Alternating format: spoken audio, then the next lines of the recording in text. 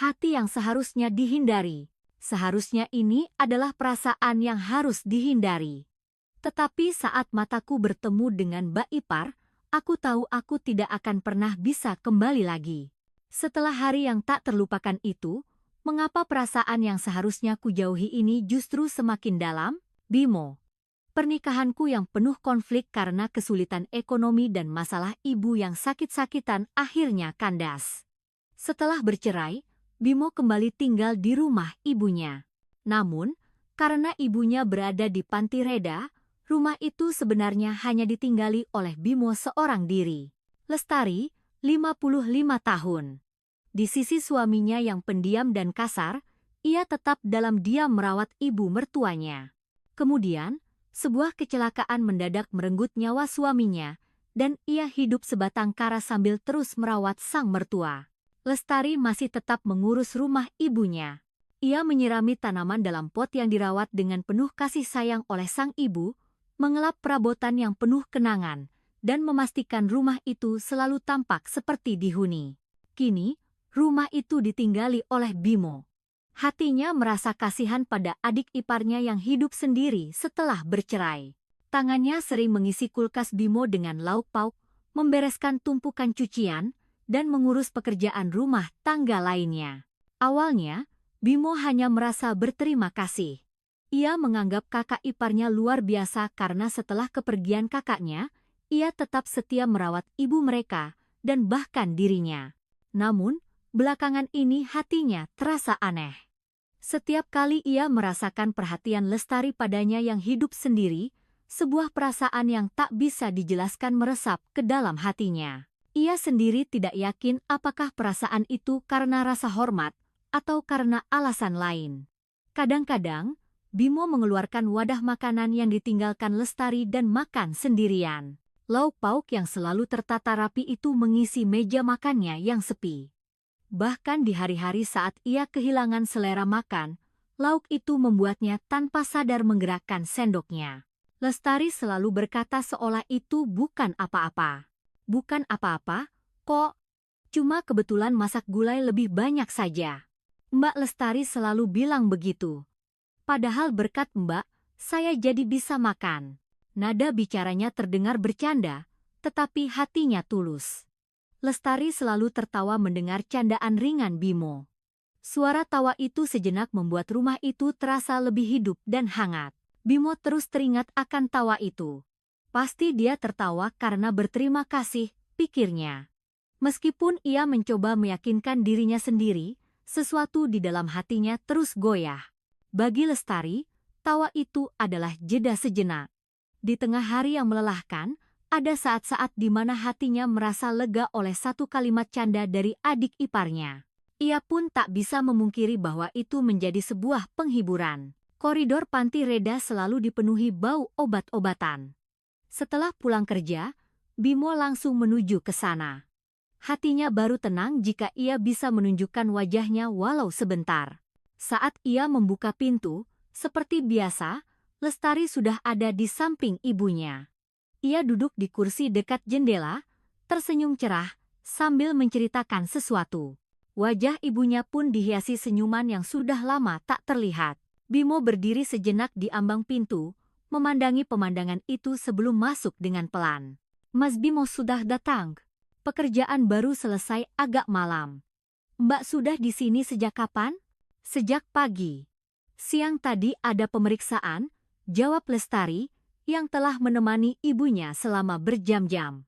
Menjelang malam, ia bersiap-siap untuk pulang. Bimo mengantarnya sampai ke koridor. Mbak mau pulang? Iya, masih banyak pekerjaan di rumah. Mbak selalu mengerjakan semuanya sendirian. Itu yang membuat saya tidak enak hati. Lestari berhenti sejenak. Wajahnya yang lelah menunjukkan kepenatan, tetapi senyum kecil tersungging di sudut bibirnya. Tidak apa-apa. Siapa lagi yang akan melakukannya kalau bukan saya? Ini memang sudah tugas saya. Bimo tidak menjawab, hanya menatap punggungnya yang menjauh. Meskipun percakapan itu singkat, gema di hatinya tak kunjung hilang. Bahkan setelah Lestari pergi, hatinya terasa berat saat ia kembali ke kamar ibunya. Beberapa hari kemudian, Kondisi ibunya tiba-tiba memburuk dan harus dilarikan ke unit gawat darurat. Di tengah kesibukan para perawat, Lestari tampak panik mengurus berbagai hal. Bimo berdiri di sisinya, membantu mengisi formulir, dan secara alami mereka bekerja sama dengan kompak. Tak banyak kata yang terucap, tetapi gerakan mereka selaras, seolah mereka sudah lama bersama. Duduk di kursi tunggu depan UGD, kedua tangan Lestari tergenggam erat. Bimo membeli 2 cangkir kopi dari mesin penjual otomatis dan menyodorkan satu padanya. "Mbak, minumlah selagi hangat." Lestari ragu sejenak sebelum menerima cangkir itu. "Terima kasih." Mas Bimo ini benar-benar bisa membuat orang merasa nyaman, ya? Meski hanya kalimat singkat, jantung Bimo tiba-tiba berdebar kencang. Ia tidak tahu mengapa. Senyum yang merekah di wajah lelah itu dan kata-katanya terus terngiang di telinganya. Sejak hari itu, waktu mereka bertemu di rumah sakit menjadi sedikit lebih lama. Mereka keluar masuk kamar yang sama, pandangan mereka bertemu, percakapan singkat terjalin, dan tawa kecil tercipta. Bagi orang lain, mereka hanyalah wali dan keluarga yang wajar. Namun, di antara keduanya, perasaan yang sulit dijelaskan perlahan-lahan menumpuk. Saat keluar dari rumah sakit dan berjalan di jalanan malam, udara terasa lembab dan basah. Lestari menyandang tas kecilnya dan melangkah perlahan. Bimo, seolah sudah menjadi kebiasaan, berjalan di sampingnya. "Mbak, naik taksi saja. Sudah malam, tidak baik pulang sendirian. Jalan kaki saja tidak apa-apa. Rumah tidak jauh dari sini.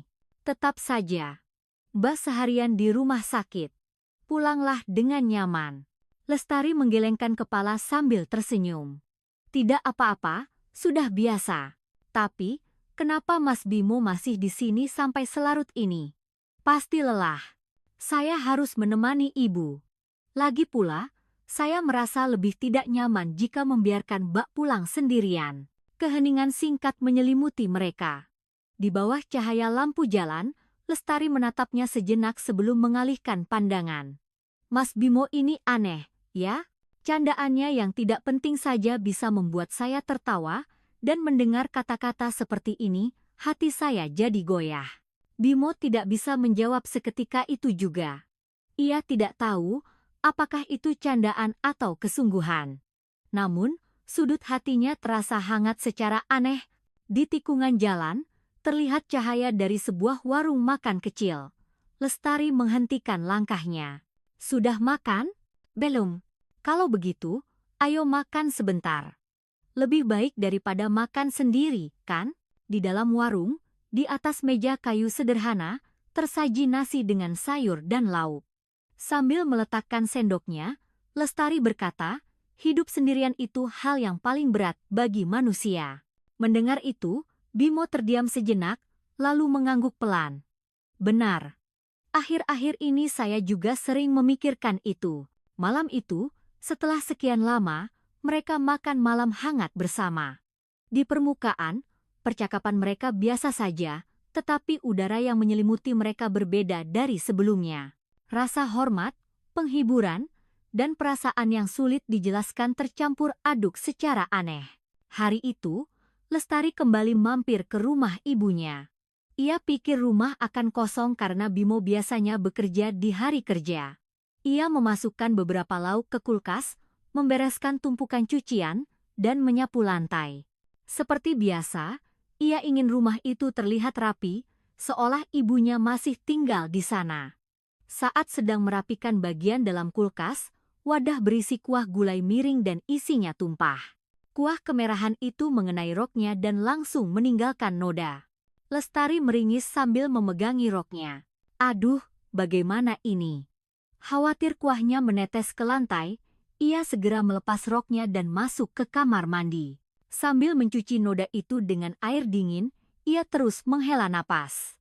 Susah sekali hilangnya.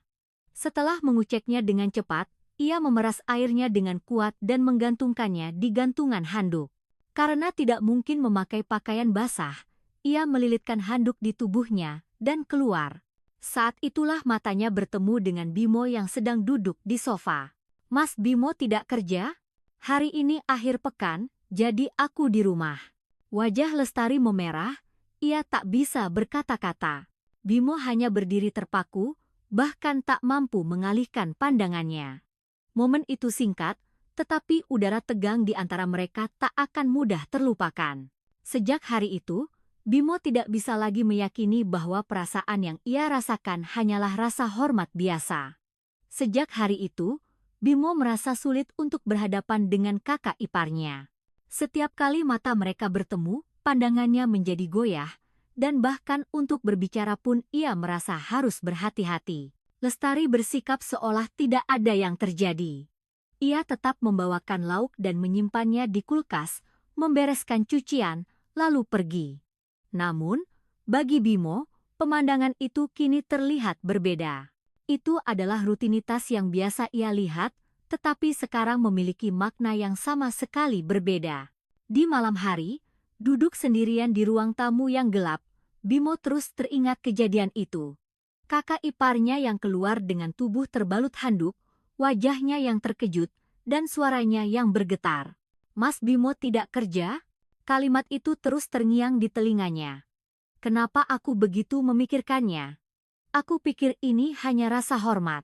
Bimo memarahi dirinya sendiri. Dia itu mbak iparku. Orang yang tidak boleh kusentuh. Kepalanya terus menegaskan itu, tetapi hatinya tidak mau mendengar. Beberapa hari kemudian, mereka tak sengaja bertemu di rumah sakit. Lestari menyapa dengan tenang seperti biasa. "Mas Bimo sudah datang?" "Iya." Meski hanya jawaban singkat, suara Bimo terdengar kaku. Lestari merasakan keanehan di udara, tetapi ia berusaha pura-pura tidak tahu. Mereka berdua bersikap seolah tidak ada yang terjadi, tetapi bayangan hari itu tidak bisa terhapus dari ingatan mereka. Dan kenangan itu membuat suasana di antara mereka menjadi semakin aneh. Malam semakin larut. Lestari duduk di sudut kamar kecilnya. Setelah seharian di panti reda, rumahnya selalu terasa sunyi. Duduk di ruang tamu yang gelap membuatnya merasa seolah ditinggalkan sendirian di dunia. Tiba-tiba ponselnya berdering. Di layar tertera nama adik ipar. Lestari ragu sejenak sebelum mengangkatnya. "Mbak, belum tidur?" "Belum." "Kenapa?" "Tidak apa-apa, tiba-tiba teringat saja. Ingin tahu apakah Mbak baik-baik saja." Lestari terdiam. Ia bahkan tidak ingat kapan terakhir kali seseorang menanyakan kabarnya.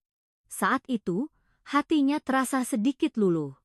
"Aku baik-baik saja. Ini kan pekerjaan yang biasa kulakukan. Mbak selalu bilang begitu. Tapi aku tahu, Mbak menanggung semuanya sendirian." Hening sejenak. Lestari menggenggam erat ponselnya. Suara itu entah kenapa terasa sangat menghibur. "Kalau Mas Bimo sendiri, apa tidak kesepian hidup sendiri?" "Kesepian, tentu saja. Tapi kalau memikirkan Mbak, rasanya jadi tidak terlalu sepi." Ujung kalimatnya terdengar samar. Lestari tidak menjawab, hanya tersenyum tipis. Tidak ada kata yang terucap di antara mereka, tetapi dalam keheningan itu, lebih banyak perasaan yang meresap. Malam itu, bahkan setelah telepon ditutup, mereka berdua masih lama saling memikirkan satu sama lain. Di tengah kesepian, percakapan singkat itu meninggalkan kehangatan yang tak terduga. Pada hari peringatan kematian almarhum kakaknya, keluarga berkumpul untuk tahlilan. Di atas tikar terhidang makanan yang tertata rapi, dan kerabat duduk mengobrol. Dari luar, itu tampak seperti acara keluarga biasa, tetapi bagi Lestari dan Bimo, ada suasana canggung di antara mereka. Lestari bolak-balik antara dapur dan ruang tamu, menyiapkan makanan. Bimo membantu di sebelahnya, membawakan piring secara alami. Siapapun yang melihat akan berpikir itu adalah pemandangan wajar seorang adik ipar membantu kakak iparnya. Namun, momen-momen kecil itu menggoyahkan hati mereka. Ujung jari mereka bersentuhan saat memberikan piring. Mereka menghindari kontak mata, tetapi keheningan singkat tetap terasa. "Mas, biar saya saja yang bawa." "Tidak apa-apa, ini berat. Biar saya yang angkat." Percakapan singkat itu pun terdengar wajar di telinga orang lain. Tapi tidak bagi mereka berdua. Suara yang sengaja dibuat hati-hati, tatapan mata yang tak sengaja memanjang, terasa begitu asing hingga mereka sendiri menyadarinya. Setelah acara selesai dan orang-orang pulang satu persatu, rumah menjadi sunyi. Lestari sedang membereskan meja terakhir saat berhadapan dengan Bimo. Tangannya yang sedang mengambil gelas berhenti sejenak. Hari ini Mbak sendirian pasti capek sekali. Tidak apa-apa. Sudah biasa. Meski kata-katanya tenang, ada getaran yang tak bisa disembunyikan dalam suara Lestari. Tidak ada orang lain di antara mereka, tetapi justru karena itu, suasana menjadi semakin tegang. Malam itu, Bimo berbaring dan berpikir lama. Di depan keluarga aku bisa bersikap biasa saja, tapi kenapa kalau hanya berdua, rasanya sesak napas. Suatu malam, saat hujan turun deras membasahi jendela, Lestari hendak pulang dari rumah sakit dan bertemu Bimo yang berdiri di depan pintu. Di tangannya ada sebuah payung. "Mbak, biar saya antar." "Tidak usah. Hujan-hujanan sedikit juga tidak apa-apa. Di tengah hujan deras begini, Mbak selalu bilang tidak apa-apa." Lestari ragu sejenak, lalu akhirnya masuk ke bawah payung yang diulurkan Bimo. Di bawah payung yang sempit, bahu mereka bersentuhan. Awalnya tidak ada percakapan, hanya suara hujan yang terdengar. Namun, setiap gerakan kecil membuat ujung pakaian mereka bersentuhan, dan sentuhan sepele itu terasa begitu kuat. Lestari sengaja sedikit menjauhkan tubuhnya, tetapi karena derasnya hujan, mereka kembali berdekatan. Saat itulah suara Bimo terdengar rendah. "Mbak, saya selalu khawatir karena Mbak selalu sendirian." Lestari tidak menjawab. Ia hanya berjalan perlahan, seolah mengatur napas, hanya suara percikan air hujan yang terdengar di jalanan. Saat tiba di tikungan gang, Bimo menghentikan langkahnya. Ujung payung bergoyang, dan tetesan air hujan membasahi pergelangan kaki mereka. Lestari pun berhenti. Tatapan mata yang singkat. Tidak ada kata, tetapi sudah terlalu banyak yang terucap. Bimo menarik napas pelan, lalu memecah keheningan canggung. "Mbak, sejujurnya, saya lapar. Boleh saya mampir untuk makan?" Mendengar itu, Lestari mengangkat kepalanya. Terdengar seperti candaan, tetapi ekspresi Bimo anehnya sangat serius. Setelah ragu sejenak, Lestari menjawab, "Masuklah. Kebetulan masih ada sedikit nasi." Di tengah hujan, mereka berjalan berdampingan. Dari luar tampak biasa saja, tetapi di dalam hati mereka, perasaan yang sudah goyah tidak bisa berhenti. Di dalam rumah, suara hujan terdengar sayup-sayup. Lestari mengganti pakaiannya yang basah dan menuju dapur. Ia mengeluarkan beberapa lauk dari kulkas dan menyiapkan meja makan. Bimo duduk di meja, makan dengan tenang. Hanya suara sendok beradu dengan piring yang bergema di ruangan itu. Setelah beberapa suap, Bimo berkata dengan suara pelan, "Masakan Mbak memang selalu terasa hangat." Lestari hanya menunduk sebagai jawaban. Ia mempercepat gerakan sendoknya. Tapi ia terus merasakan tatapan Bimo. Rasa nasi pun tak bisa ia nikmati dengan benar.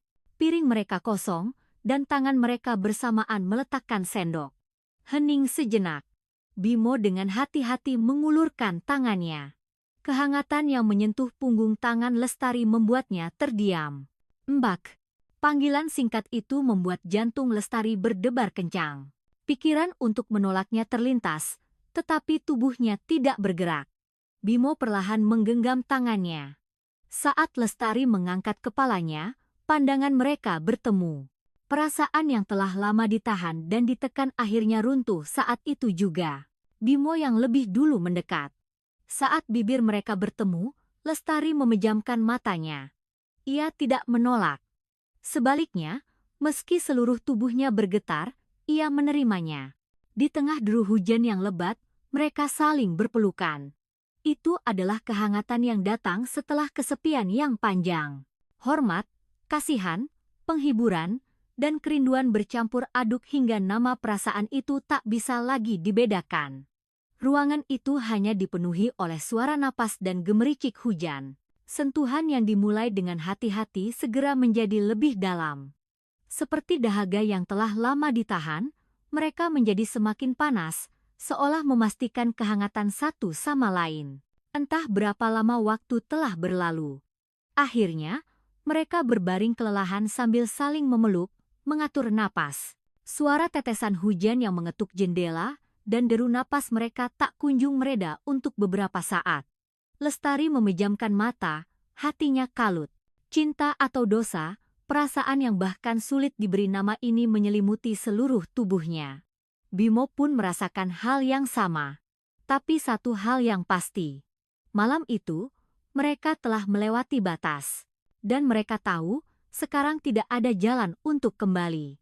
Di ruangan yang hanya dipenuhi suara napas, gemericik hujan masih terdengar sayup-sayup. Lestari menarik selimut yang acak-acakan untuk menutupi tubuhnya. Bahkan sebelum napasnya teratur, ia segera bangkit. "Mas Bimo, sekarang pulanglah." Suaranya rendah tapi tegas. "Anggap saja tidak pernah terjadi apa-apa. Kumohon." Bimo bangkit dari tempat tidur dan menatap kakak iparnya. Matanya penuh keyakinan. "Mbak, sekarang aku mengerti perasaanku." Lestari menggelengkan kepalanya dengan cepat dan memotong dengan dingin, "Tidak boleh. Aku akan berpura-pura tidak mendengarnya. Jadi, pergilah." Bimo tidak berkata apa-apa lagi.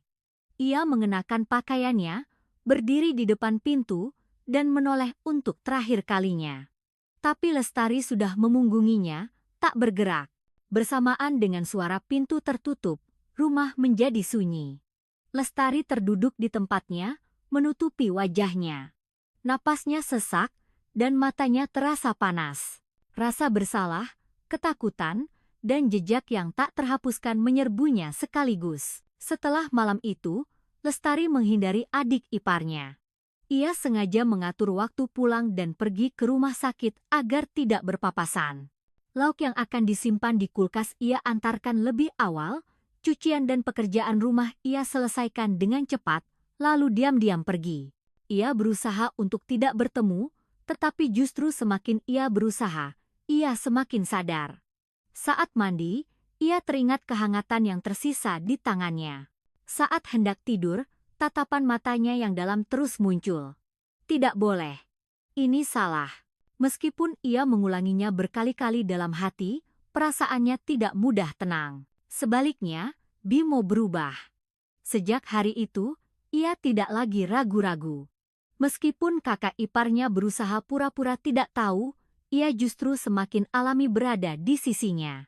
Di koridor rumah sakit, saat Lestari berbalik setelah membereskan dokumen, Bimo sudah berdiri di sana. "Mbak, lagi-lagi mengerjakan semuanya sendirian.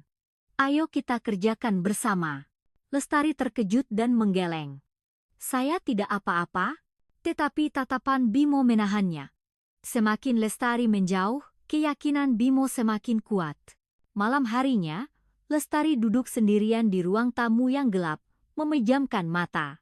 Penyesalan, rasa bersalah, dan perasaan yang tak terhapuskan menyesakkan dadanya. Bisikannya hanya bisa didengar oleh dirinya sendiri. "Sekarang, apa yang harus kulakukan?"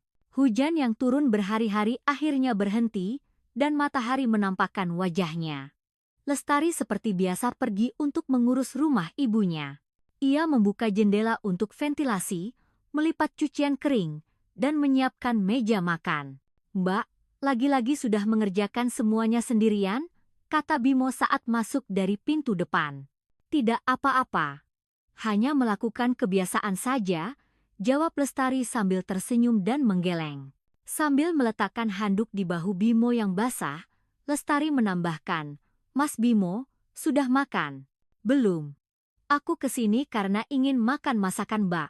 Meskipun percakapan itu singkat, tidak ada lagi keheningan yang canggung di antara mereka. Perasaan yang pernah terasa seperti dosa kini menjadi sesuatu yang membuat mereka hidup, seperti napas. Duduk berhadapan di meja makan, Bimo mengangkat sendoknya dan berkata pelan, "Mbak, sekarang ada aku. Bersandarlah padaku." Lestari tidak menjawab, hanya mengangkat sendoknya dan mulai makan dalam diam. Tidak ada kata, tetapi senyum kecil yang terlintas di wajahnya membuat hati Bimo hangat. Sinar matahari sore masuk melalui jendela. Entah ini adalah awal atau kelanjutan dari konflik lain, tidak ada yang tahu. Tapi yang pasti, hati mereka berdua kini menuju ke arah yang sama. Setelah meja makan dibersihkan, Lestari membawa piring-piring ke dapur. Suara air cuci piring terdengar tenang. Bimo duduk di ruang tamu, tetapi matanya tidak lepas dari arah dapur. Hatinya sudah membuat keputusan. Hari ini, ia tidak akan mundur lagi. Ketika Lestari selesai mencuci piring, mengibaskan air dari tangannya, dan berbalik, Bimo sudah mendekat. "Mas Bimo, ada apa?" tanya Lestari dengan terkejut. Tanpa ragu, Bimo mengulurkan tangan dan menarik pinggangnya. "Mbak, kalau hanya ada kita berdua, jangan sembunyikan perasaanmu lagi." Lestari sedikit gemetar, tetapi ia tidak mendorongnya dengan tangan. Sebaliknya, detak jantungnya yang kencang terasa jelas. "Tidak boleh. Kalau kita melakukannya lagi." Ujung kalimatnya menghilang. Bimo tidak menjawab, melainkan membungkam kata-katanya yang bergetar dengan bibirnya. Kali ini tidak ada keraguan. Itu adalah sebuah langkah maju yang penuh keyakinan. Ujung jari Lestari mencengkeram bahunya. Kekuatan penolakannya tidak bertahan lama. Seolah meleleh dalam napas satu sama lain, mereka sekali lagi terbawa dalam. Di bawah cahaya lampu ruang tamu, mereka memulainya dengan hati-hati, tetapi segera menjadi panas. Waktu-waktu yang mereka habiskan dalam kesepian seolah runtuh, membuat mereka saling memegang lebih erat. Malam yang panjang, batas kedua telah terlewati. Kali ini, itu adalah pilihan yang jelas, bukan sesuatu yang bisa disebut kesalahan lagi. Hingga larut malam, lampu tidak padam. Di tengah napas yang berat, mereka yang saling berpegangan akhirnya duduk kelelahan di ruang tamu. Di luar jendela, angin sepoi-sepoi bertiup menandai akhir musim hujan. Lestari menutupi wajahnya dan berbisik pelan, "Sekarang, kita benar-benar tidak bisa kembali lagi." Bimo menggeleng dan berkata tegas, "Mbak, aku tidak menyesal. Ini pilihanku, dan Mbak adalah hatiku." Lestari memejamkan matanya. Rasa bersalah masih pekat, tetapi pada saat yang sama, sudut hatinya terasa anehnya lega. Fakta bahwa ada seseorang untuk bersandar, seseorang yang menginginkannya sampai akhir, menjadi penghiburan yang asing. Beberapa hari kemudian, kehidupan kembali berjalan normal. Lestari mengurus rumah ibunya, dan Bimo mampir setiap malam setelah bekerja. Dari luar, seolah tidak ada yang terjadi. Di mata tetangga, mereka tetaplah kakak dan adik ipar. Tetapi saat pintu tertutup dan mereka hanya berdua di dalam, suasananya berubah. Satu tatapan mata singkat saja bisa membangkitkan kenangan malam itu. Mereka berdua tahu bahwa mereka tidak bisa lagi menjauh. Suatu malam, saat Lestari sedang menyiapkan meja makan, ia menatap Bimo. Tatapan Bimo tidak lagi goyah seperti dulu. Lestari berhenti sejenak, lalu tersenyum tipis. Dalam senyum itu, ada rasa bersalah, ketakutan, dan juga kelegaan yang aneh. Senja membentang panjang di luar jendela. Mereka duduk berdampingan dan makan dalam diam. Seperti keluarga, seperti sepasang kekasih. Apapun sebutannya, mereka tahu bahwa mereka tidak bisa lagi lepas satu sama lain. Jika Anda menyukai cerita hari ini, jangan lupa untuk subscribe, like, dan aktifkan notifikasinya. Perhatian kecil dari Anda adalah kekuatan besar bagi saya. Jangan ragu untuk memberikan pendapat Anda tentang cerita hari ini di kolom komentar. Terima kasih.